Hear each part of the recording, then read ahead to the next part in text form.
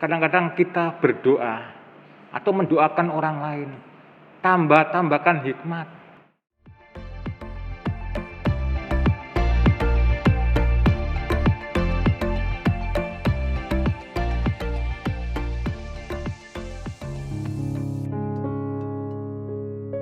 Haleluya.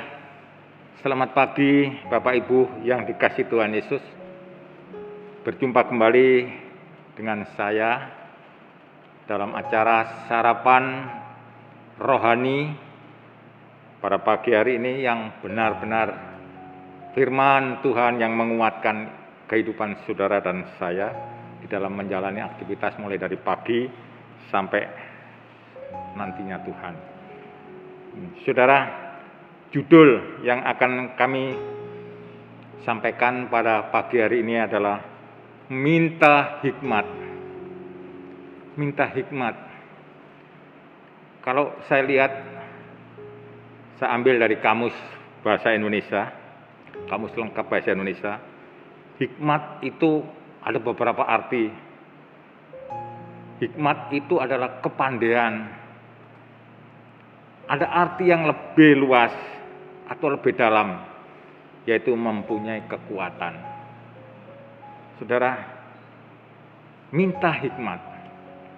Kadang-kadang kita berdoa atau mendoakan orang lain, tambahkan hikmat. Atau saudara berdoa kepada Bapak Gembala atau gembala-gembala Tuhan yang lain, tambahkan hikmat. Tetapi pernahkah saudara berdoa sendiri untuk minta hikmat? Ini penting saudara. Ini penting bagi saudara dan saya. Seperti saya katakan tadi, arti hikmat itu adalah kepandaian. Atau arti yang lebih dalam adalah mempunyai kekuatan. Saudara, kita sebagai anak-anak Tuhan, siapa yang memberikan kekuatan? Siapa yang memberikan kepandaian? Saudara, di dalam firman Tuhan yang pertama, di dalam Amsal pasal yang kedua ayat yang ke-6. Amsal pasal 2 ayat yang ke-6. Karena Tuhanlah yang memberikan hikmat. Dari mulutnya datang pengetahuan dan kepandaian. Saudara, hanya dari Tuhan kepandaian. Saudara, dan hikmat itu hubungan erat atau tidak bisa dilepaskan dari Roh Kudus. Roh Kudus, saudara. Kalau saya lihat dari 1 Korintus pasal 12 ayat yang ke-8. Sebab kepada yang seorang roh memberikan karunia untuk berkata-kata dengan hikmat. Dan kepada yang lain roh yang sama memberikan karunia berkata-kata dengan pengetahuan. Saudara, saya akan menyaksikan sedikit perjalanan hidup saya. Saya dulu masih SMP, ada punya teman yang begitu pandai. Sekolah saja tidak bawa buku-buku yang banyak. Hanya membawa buku satu, itu pun dikantongi. Tetapi anaknya begitu pandai, menguasai setiap materi. Saudara, saya itu termasuk orang yang tidak pandai. Ada cuma kelebihan saya selalu minta hikmat. Sehingga saya diberikan kepandaian oleh Tuhan. Ini beda saudara. Pandai dengan cerdas itu beda. Kalau saya memang tidak pandai, tetapi saya bisa minta. Karena saya punya Tuhan Yesus. Seperti firman Tuhan tadi. Tapi dalam hubungannya dengan Roh Kudus, saudara, saya selalu minta dengan roh. Ada beberapa kesaksian saya, saudara, di dalam perjalanan karir saya, pekerjaan saya. Saya selama bekerja, mulai tahun 77 sampai saya purna tugas tahun 2013. Itu sering mengikuti diklat atau pelatihan-pelatihan yang diselenggarakan oleh pemerintah. Karena saya selalu dalam pelatihan itu minta hikmat. Kalau sudah selesai biasanya orang pelatihan itu mesti ada urutan ranking, ada 1, 2, 3 dan sampai 10. Karena saya selalu minta hikmat walaupun saya tidak pandai. Kalau nggak 1, 2 ya 3. Ini yang saya alami di dalam kehidupan saya, saudara. Saudara, tetapi ada lagi saudara-saudara yang begitu membuat hidup saya atau selama saya mengiring Tuhan Yesus di kota Situbondo ini, saudara. Ada beberapa pertolongan Tuhan. Saya mulai tahun 2000 di dalam pekerjaan saya ditunjuk oleh penegak hukum Kabupaten Situbondo, baik oleh kepolisian maupun oleh kejaksaan. Itu sebagai saksi ahli. Saksi ahli dalam perkara illegal logging. Ini tidak main-main, saudara-saudara. Kalau sudah demikian, saya hanya minta kekuatan, hikmat dari Tuhan. Minta hikmat. Suatu saat, saudara-saudara, dalam persidangan, ada pertanyaan-pertanyaan hakim yang tidak bisa kami jawab. Saya hanya diam minta hikmat. Ternyata Roh Kudus yang berbicara. Seperti yang tadi itu adalah karunia roh. Saya berucap, saya ngomong di depannya hakim yang tidak saya mengerti, saudara. Saya berucap terus sampai selesainya. Begitu selesai ngomong, saya baru ingat saya tadi ngomong apa ya. Tapi itulah kunci dari setiap persoalan yang dilakukan di dalam persidangan. Saya pulang, saya lihat di buku-buku, soalnya dalam peredaran hasil hutan itu, mulai dari A sampai Z, itu begitu banyak yang tidak bisa kami pahami. Tetapi kalau saya minta hikmat, kekuatan, roh yang menunjukkan, saudara-saudara, saya berbicara, mungkin saya percaya itu adalah roh, sehingga saya bisa memecahkan suatu masalah. Ada lagi, saudara-saudara, dari Kejaksaan Situbondo yang begitu ya, selaku mitra kerja saya, ada kalau di kejaksaan itu ada seksi intel, seksi pidana umum, pidana khusus. Ada perkara yang dilakukan oleh seksi intel yang tidak bisa dipecahkan. Ada suatu kasus. Saya biasanya kalau saya membantu kejaksaan itu udah seksi pidana umum. Itu bertahun, hampir 1 tahun. Pada saat itu kasih daripada intel tadi ketemu dengan kasih pidana umum. Kok tidak minta bantuan Pak Rusdi saja? Saya dimintai bantuan oleh kasih intel, saudara. Saya kaget, saudara. Begitu saya menghadap kasih intel, Pak, saya ini sudah kemana-mana, sudah siapa saja, sudah instansi apa yang saja yang saya panggil, tidak bisa memecahkan masalah ini. Tapi Bapak begitu cepat, begitu tepat untuk menyelesaikan. Saya pikir inilah pekerjaan dari roh, karena saya diberikan hikmat, saudara. Memang, saudara, ada lagi, saudara. Saya selalu berdoa agar sesuai dengan firman Tuhan. Ada suatu firman, saudara. Saya ambil kita ambil dari Ulangan pasal 28 ayat 13. Tuhan akan mengangkat engkau menjadi kepala dan bukan menjadi ekor. Engkau akan tetap naik dan bukan turun.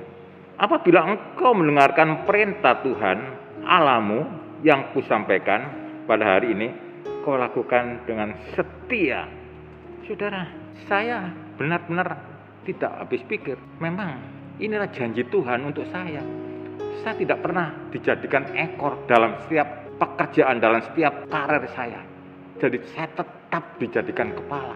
Maksudnya kepala bukan pimpinan, saudara-saudara. Tapi saya percaya saya akan disegani dan dimintai suatu sebagai teladan dan sumber-sumber pertanyaan dari semua rekan-rekan saya. Inilah kepala, saudara-saudara. Memang kita sebagai anak-anak Tuhan itu ada jaminan dari Tuhan. Kalau saudara dan saya punya hikmat menjadi orang-orang yang berhikmat. Ada di dalam Amsal pasal 3 ayat yang ke-13. Ada beberapa ayat 13, 15, 16, 17, 18. Inilah janji Tuhan setiap anak-anak Tuhan yang punya hikmat. Kan saya katakan tadi, hikmat itu berkaitan dengan arti kehikmat itu ada kekuatan atau kepandaian dan kekuatan.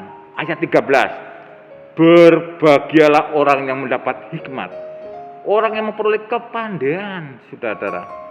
Ayat 15, ia lebih berharga daripada permata, apapun yang kau inginkan tidak dapat menyamainya. Pasal 16, umur panjang ada di tangannya, dan tangan kirinya kekayaan dan kehormatan.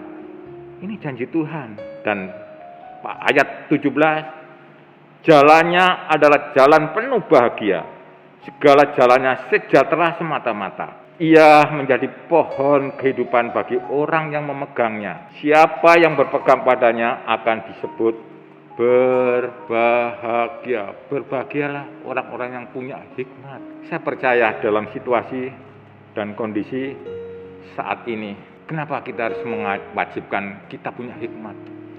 Saudara dan saya hidup di tengah-tengah negara Indonesia, rakyat Indonesia yang banyak pola pikirnya, banyak tantangan-tantangannya. Apalagi kita masih di dalam dunia yang sudah dikuasai oleh si jahat. Itu kita seperti domba di tengah-tengah serigala. Kalau dikatakan memang kita harus punya kecerdasan. Kalau di dalam firman Tuhan bukan kecerdas tapi cerdik.